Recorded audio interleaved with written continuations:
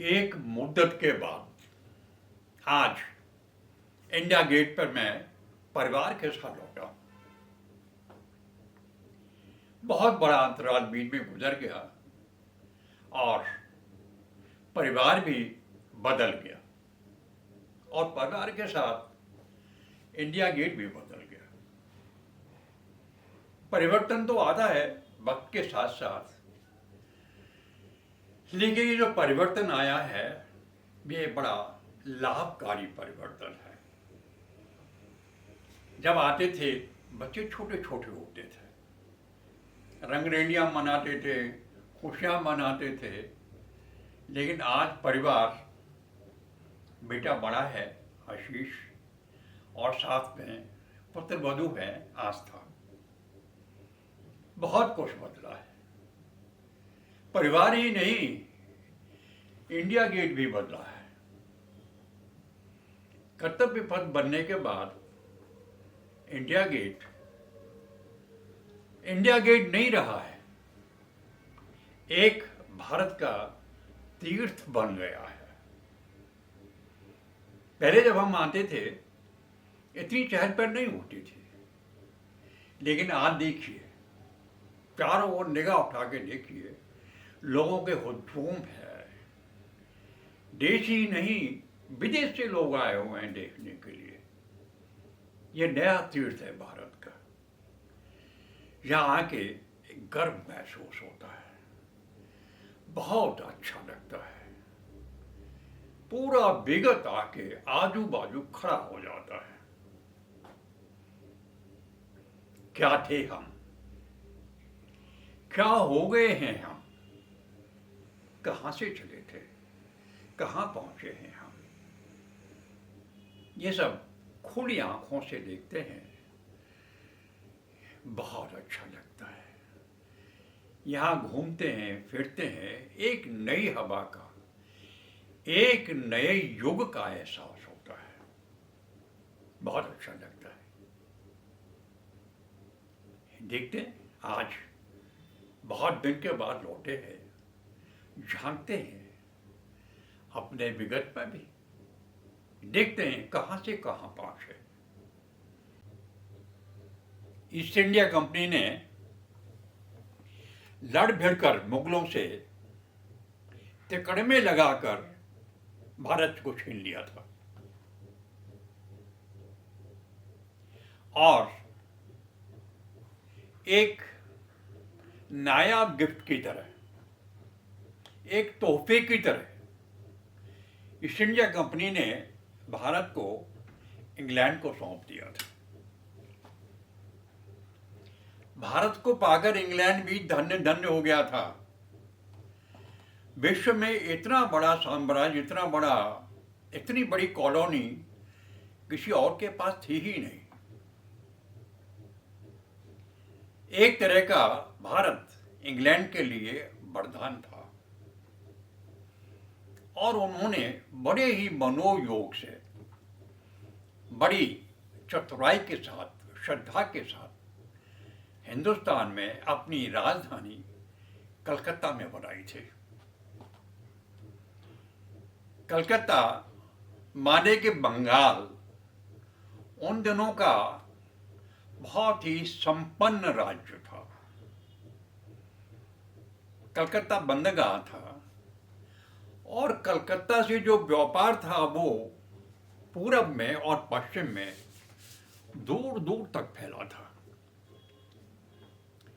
अंग्रेजों को इससे अच्छा अवसर और कहाँ मिलता व्यापार करने का और अपने साम्राज्य को बढ़ाने का। उन्होंने दोनों ही काम किए,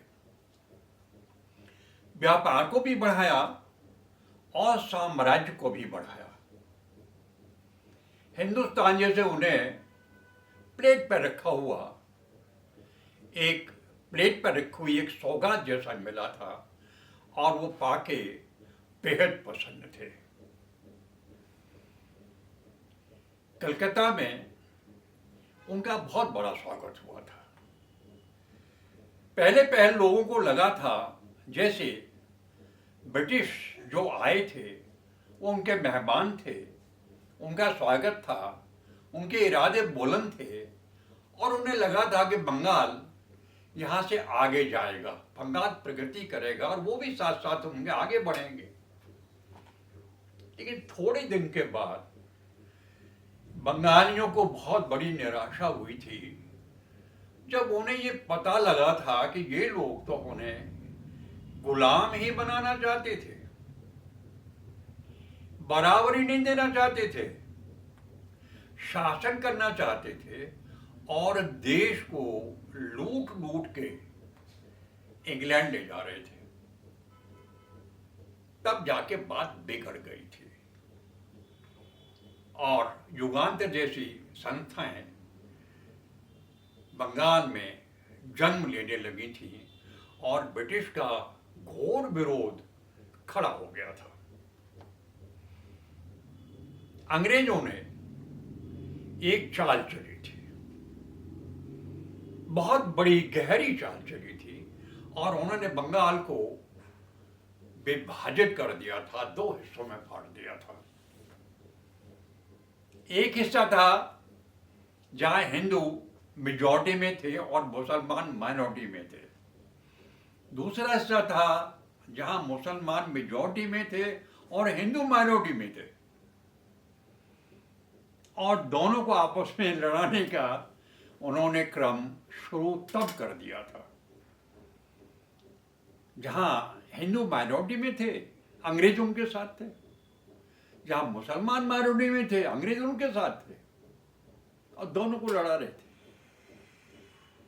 लेकिन ये उनकी चाल भी बंगाल के लोगों की बात समझ में आ गई थी और आज़ादी की मशाल और आज़ादी का जलवा और आज़ादी की आवाज़ें बुलंद होती ही चली गई थी। एक ऐसा वक्त था जब बंगाल में दुर्भिक्ष पड़ा था और वो इतना भयंकर दुर्भिक्ष था, लोगों की जानें गई थी, पशुओं तक भूखे प्यासे मर गए थे और बंगाल में बहुत बुरी तबाही आई थी। ब्रिटिश ने राशन भंडारों में आग लगा दी थी लेकिन लोगों को राशन नहीं दिया था। वो बंगालियों से अपना बदला उतारना चाहते थे। इसके बाद भी मशाल जो आज़ादी की छल उठी थी, जो चिंगारी दहक उठी थी, वो बुझी नहीं थी और अंग्रेजों की बात समझ में आ गई थी कि यहाँ रहना, यहाँ जमना संभव नहीं। तब उन्होंने आंख उठा के देखा था दिल्ली की ओर। तब उनकी समझ में आई थी कि यहाँ से उठ के उन्हें जाना ही पड़ेगा और भारत को बगैर छोड़े एक ब्रिटिश साम्राज्य को और बढ़ाने के लिए और मजबूत करने के लिए दिल्ली जाना ही उनके हित में था। यह निर्णय उन्हें बहुत अच्छा लगा था, इंग्लैंड को भी अच्छा लगा था और सर्वसम्मति से उन्होंने तय कर लिया था कि अब कलकत्ता को छोड़ेंगे और दिल्ली जाएंगे। 1911 में अंग्रेज एक नए इरादे और नई आशाओं के साथ दिल्ली पहुंचे थे। इतना बड़ा देश, भारत जैसा महान देश उनके चंगुल में आ गया था, उनके नीचे आ गया था, उनके हाथ में आ गया था। बहुत खुश थे। उनका इरादा था कि दिल्ली में जाने के बाद एक ऐसा निर्माण करेंगे जो ब्रिटिश साम्राज्य के लिए एक मिसाल कायम होगी। बहुत बुलंद इरादों के साथ वो दिल्ली पहुंचे थे। कई कारण थे। देश के सारे राजे महाराजे उनके साथ आ गए थे। दिल्ली के निर्माण के लिए उनकी सहमति बन गई थी। देश में खास करके उत्तरी भारत में उनका कोई विरोध अभी तक नहीं हुआ था। बात बंगाल तक ही रह गई थी। लेकिन दुर्भाग्य ये था कि कुछ लोग, रास बिहारी बोस जैसे लोग थे, जो चिंगारी की तरह उनके साथ साथ बंगाल से दिल्ली पहुंच गए थे। उत्तरी भारत में आके उन्होंने मशाल जला दी थी, आजादी की मशाल। एक संदेश लेके आए थे जुगान्तर का बंगाल से, और वो नॉर्थ के लोगों को, उत्तरी भारत के लोगों को कह सुनाया था। उन्होंने बताया था कि अंग्रेजों के इरादे नेक नहीं है, ये लोग कभी आजादी हमें नहीं देंगे जब तक हम इनसे आजादी नहीं लेंगे। लेकिन दिल्ली पहुंचने के बाद 1911 में, 1914 में प्रथम विश्व युद्ध शुरू हो गया था। डंका बज गया था प्रथम विश्व युद्ध का। अंग्रेजों को हिंदुस्तान से बहुत बड़ी मदद चाहिए थी, धन की, जन की और सहयोग की। क्रांतिकारी नहीं चाहते थे कि अंग्रेजों का साथ दें,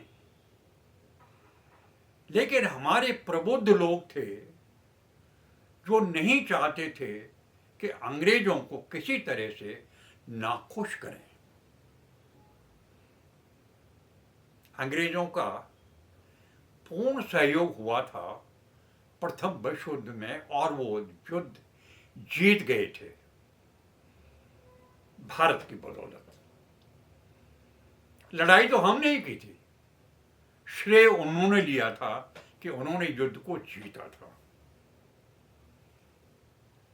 युद्ध जीतने के बाद जो उन्होंने छोटे मोटे वायदे किए थे हमारे नेताओं से कि वो उनको आजादी दे देंगे, और बड़े एक जाल बोना था कि कैसे आजादी देंगे, क्यों नहीं देंगे, कब देंगे, वो सब कोशिशें थी गुमराह करने की। और 1914 के बाद उन्होंने दमनकारी नीति अपना ली थी। वो नहीं चाहते थे कि जो चिंगारी बंगाल में जली थी, जिसकी वजह से उन्होंने बंगाल छोड़ा, उसकी वजह से वो भारत भी छोड़ जाए। विद्रोह भी बढ़ता ही चला गया था, आजादी की डिमांड भी साथ साथ बढ़ती चली गई थी, और पराकाष्ठा आई थी 1919 में। 1919 में जनरल डायर ने जलियांवाले बाग में एकत्रित हुए असंख्य लोगों को, निरीह लोगों को, निरपराध लोगों को गोलियों से भून डाला था। जलियांवाले बाग का जो कांड हुआ था, किसी भी मायने में वो बंगाल के 1905 के विभाजन से कम नहीं था, कहीं ज्यादा था। निहत्थे लोगों को यूं गोलियों से एक छोटी सी जगह में सबको भून डालना कोई मानवीय काम नहीं था। किसी अच्छे शासक का ये उद्धार नहीं था। कोई गहरा कुआं था वहां, जहां लोग कुएं में कूद गए थे और लाशों से कुआं भर गया था। जलियांवाला बाग लाशों से पट गया था। जिसने भी देखा था वो रो पड़ा था, पूरा भारत रो पड़ा था, पूरे देश में मातम मना था, शोक मना था।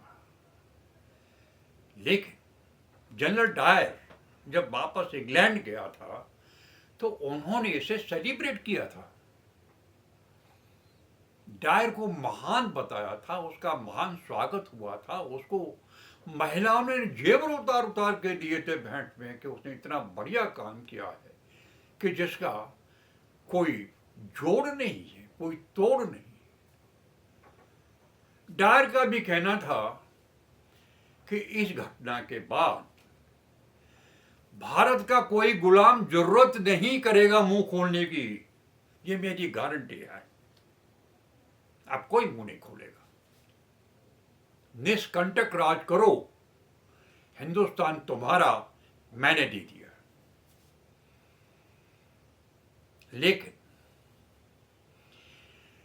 लेकिन अंग्रेजों के हाथ एक बहुत बड़ी निराशा हाथ लगी थी। और शायद 1919 का जलियांवाला बाग एक निर्णायक घटना थी, एक दिन था जिसने अंग्रेजों का भारत छोड़ने का दिन निश्चित कर दिया था। हर भारतीय के दिमाग में आ गया था कि अंग्रेज हमारे नहीं है। अंग्रेजों भारत छोड़ो का नारा बुलंद हो गया था पूरे देश में। पूरे देश ने मानसिक तौर पे नकार दिया था अंग्रेजों को, उनके शासन को, उनकी अच्छाइयों को, उनके तंत्र को। पता था ये लोग ऑपरेसर हैं, ये लोग हमें गुलाम बनाने आए हैं, देश को लूट लूट के ले जा रहे हैं। हर हिंदुस्तानी के दिमाग में ये बात पहुंच गई थी। और 1939 में जब द्वितीय विश्व युद्ध का डंका बजा था तो अंग्रेजों के कान फिर खड़े हो गए थे। एक बार उनको फिर भारत की जरूरत पड़ी थी,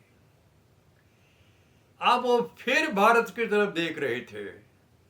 बगैर भारत की मदद के वो विश्व जीत ही नहीं सकते थे। इतनी सामर्थ्य नहीं थी उनमें कि बगैर भारत की सहायता के वो कोई युद्ध जीत जाते। भारत चुप था। भारत इस बात में इस वक्त अब की बार विभाजित था। क्रांतिकारी नहीं चाहते थे कि अंग्रेजों का साथ दिया जाए, क्रांतिकारी चाहते थे कि अभी ये वक्त है, ये सही वक्त है कि हम अंग्रेजों को यहां से लात मार के देश से बाहर निकाल दें। लेकिन दुर्भाग्य था कि ऐसा हो नहीं पाया था। अगर हम नई दिल्ली के निर्माण की बात नहीं करेंगे तो आज हमारे इंडिया गेट पर घूमने आने का उद्देश्य पूरा नहीं होता है। निर्माण की बात 1911 से ही शुरू हो जाती है। जब अंग्रेज कलकत्ता से दिल्ली आए थे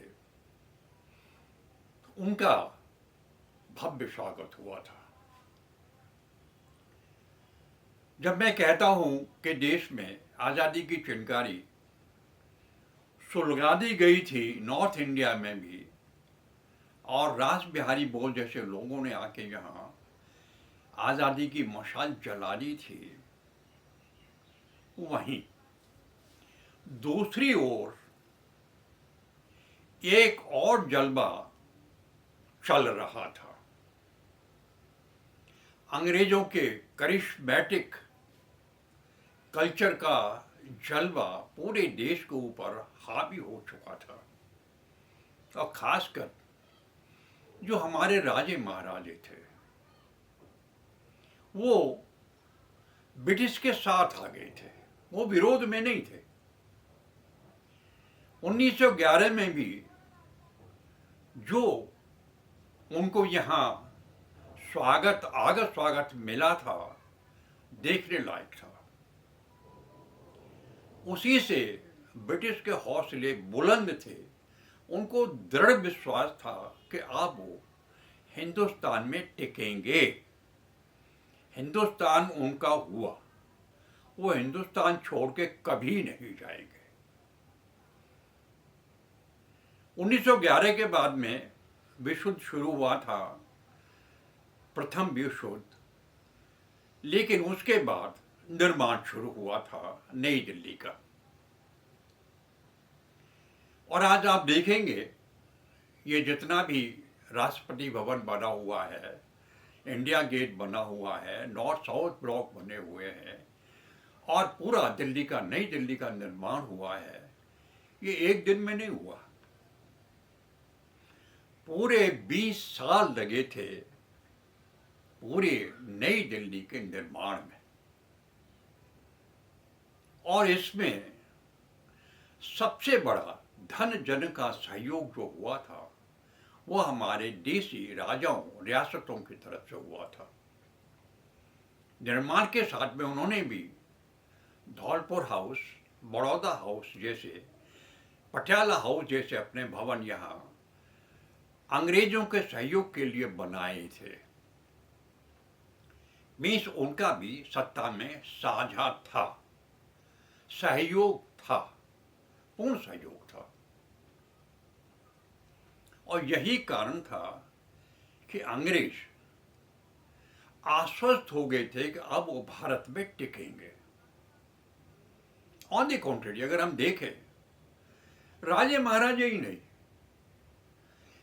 ब्रिटिश कल्चर ने एक तरह का करिश्मा ही किया था हिंदुस्तान के अंदर। यहां से कच्चा माल ले जाते थे वो, और उसको पक्के माल में कन्वर्ट करके यहीं हमारे हिंदुस्तान के बाजार में ही औने पौने भाव पे बेचते थे। उनकी आमदनी का सबसे बड़ा सोर्स यही था। और करिश्मा ये हुआ था कि हमारे भारत के बाजारों में made in England, made in Germany, made in Japan, इस तरह हॉट केक की तरह बिकता था और ऊंचे दामों पर बिकता था कि हमारी अपनी वस्तुएं, हमारा अपना काम, हमारा अपनी, वो बिकता ही नहीं था, उसकी कोई कीमत ही नहीं मिलती थी। यहां तक है कि हमारे खान पान में भी, रहन सहन में भी, कपड़े लत्ते में भी एक रिवॉल्यूशन आती चली गई। हम उनकी भाषा से प्रभावित हो गए, हम उनके साहित्य से प्रभावित हो गए, हम उनकी हर चीज से इतने प्रभावित हुए कि हम आपा ही भूल गए, हमने अपना सब खो दिया। और एक बार ऐसा लगा था कि अंग्रेज यहां से कभी जाएगा नहीं, उनकी कल्चर कभी जाएगी नहीं, हमारा जो कभी लौटेगा ही नहीं। लेकिन जब 1939 में द्वितीय विश्व युद्ध शुरू हुआ, तब क्रांतिकारियों को भी थोड़ी उम्मीद हुई कि शायद हमें अब आजादी मिल जाए। अब तक वो संघर्ष करके हार चुके थे, थक चुके थे, उनका कोई सहयोग नहीं आ रहा था, कोई साथ नहीं दे रहा था, मारे मारे डोल रहे थे, कहीं कोई उम्मीद ही नहीं बन पा रही थी कि वो अंग्रेजों से मुखातिब होके अपनी आजादी मांग लेते। लेकिन 1939 में जब युद्ध शुरू हुआ, तो अंग्रेजों को, जैसे मैंने कहा, फिर जरूरत पड़ी भारत की। बगैर भारत की सहायता के वो किसी हालत में भी युद्ध जीत नहीं सकते थे। इसलिए उन्होंने फिर वही ललमुनिया, वही लॉलीपॉप दिखाया कि हम तुम्हें लड़ाई जीतने के बाद आजाद कर देंगे। इससे थोड़ा जो विरोध, घोर विरोध चल रहा था, उस पर थोड़ा पानी पड़ा। कुछ लोग न चाहते हुए भी सहमत हुए कि अंग्रेजों का विश्व युद्ध में साथ दिया जाए। एक और सबसे बड़ी दूरदर्शिता थी जो हमारे नेताओं ने कहीं समझ लिया था कि हम किसी हालत में भी सशस्त्र क्रांति तो इनके खिलाफ नहीं कर सकते, उतना दम नहीं था हमें करने का। लेकिन ये मौका था कि हमने पूर्ण रूप से सहयोग किया युद्ध में और अपने लोगों को रिक्रूटमेंट दिया, धन भी लगाया, कोशिश भी, हर तरह की कोशिश की कि वो युद्ध जीत जाए। और मैक्सिमम जो रिक्रूटमेंट हुआ ब्रिटिश आर्मी में वो इंडिया से हुआ। हमारे लोगों ने बड़े पैमाने पे जाके बाहर अंग्रेजों के लिए युद्ध लड़ा और युद्ध जीता। युद्ध जीतने के बाद सुभाष चंद्र बोस की जो फौज थी, आजाद हिंद फौज, जो विरोध में खड़ी थी, जो आजादी मांग रही थी, जिसको स्वतंत्र भारत चाहिए था, जब वो लौटी तो उसे लाल किले में कैद कर दिया। दूसरा, अंग्रेजों ने अब फिर वही चाल चलना शुरू किया। वो भूल गए कि उन्होंने कोई वायदा भी किया था किसी को आजादी देने का। लेकिन 1947 आते आते बात बिल्कुल बदल चुकी थी, हवा बदल चुकी थी। पहला काम, भूलाभाई देसाई ने कहा कि आजाद हिंद फौज का कोर्ट मार्शल नहीं हो सकता, ये लोग देशद्रोही नहीं देशभक्त हैं, और अगर इनका कोर्ट मार्शल हुआ तो परिणाम बहुत बुरे निकलेंगे। अंग्रेज चुप हो गए। दूसरा काम हुआ, नेवी के 6 जहाजों में विद्रोह हो गया अंग्रेजों के खिलाफ। सबसे बड़ा रीजन वही था। अंग्रेज अपने सैनिकों को जो वेतन देते थे उसका आधा वेतन मिलता था हिंदुस्तानी सैनिकों को।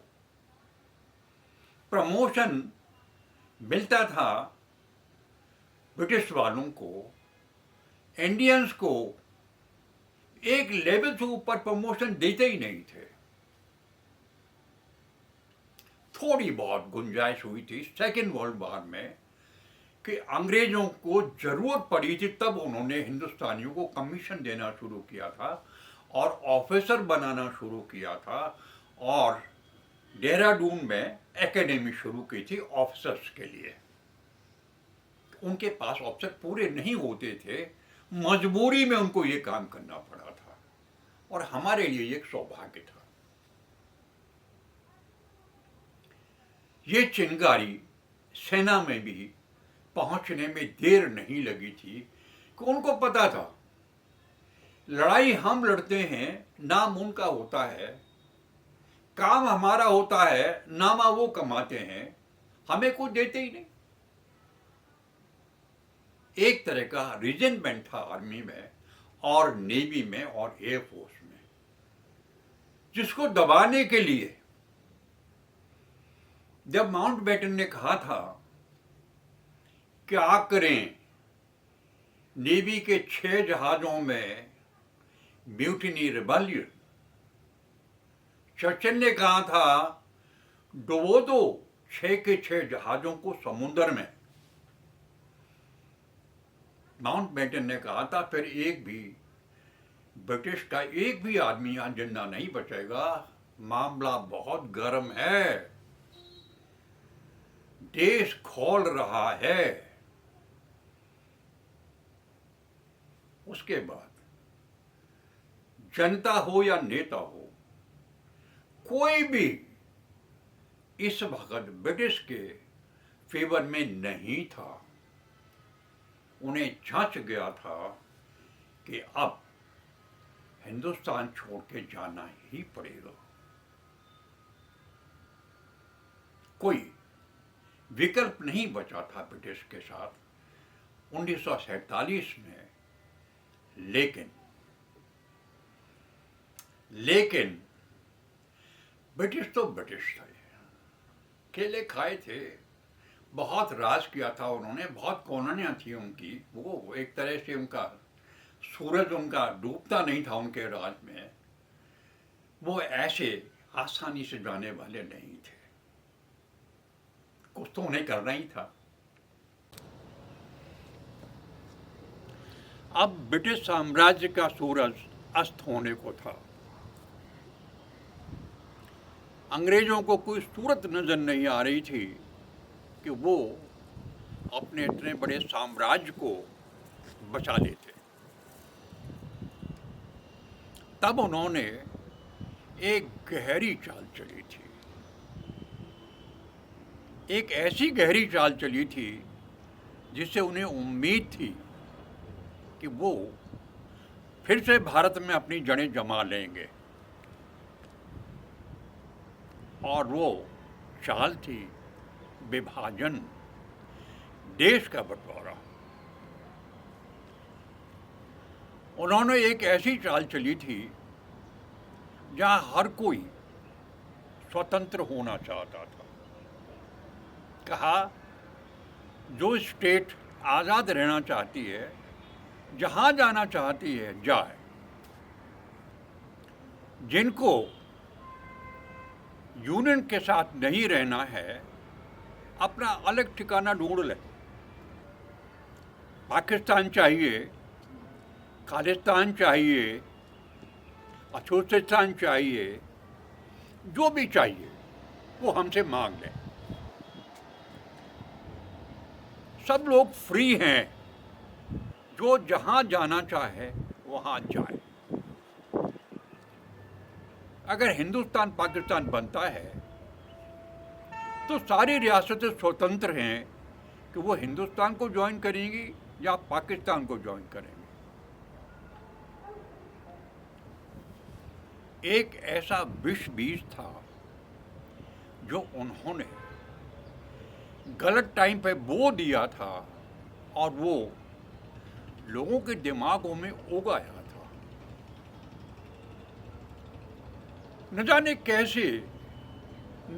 कैसे कैसे सपने लोगों के दिमाग में उठ बैठे थे। हर आदमी अपने अपनी ढपली और अपना अपना राग अलाप रहा था। देश में एक कैओस, एक हंगामा उठ खड़ा हुआ था। यहां तक कि गांधी जी ने कहा था,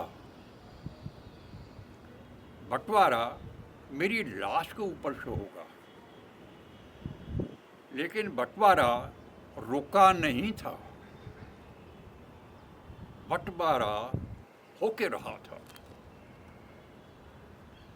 और अंग्रेज जानते थे कि ये टूटा फटा भारत अगर बटा तो बाद में जुड़ेगा नहीं, सरवाइव नहीं कर पाएगा, ये फिर हमारे नीचे आ जाएगा, हम फिर से समेट लेंगे वहां से आकर। उनकी बात कहीं तक सच थी। देश गरीब था,